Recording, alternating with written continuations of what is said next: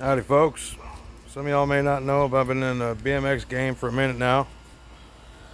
Just wanted to show you one of my babies, 87 Zeronine Ultra. Pretty rare being all chrome. Started with frame only on this one. Do a quick little walk around for you. Got some pretty unique standards on it. Odyssey brakes. Got a tough neck post. We got an elf seat clamp. Dominator Pro seat.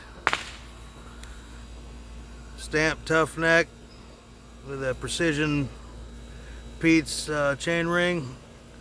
Haro cranks, SR pedals. Tioga headlock. Got some Team Boss bars on it. TNT stem. As you can see, I got the brake splitters all the way around.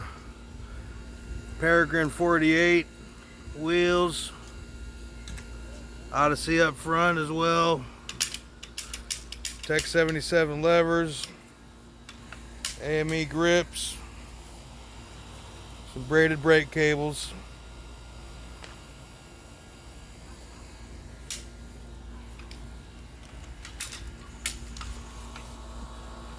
What do you think, folks?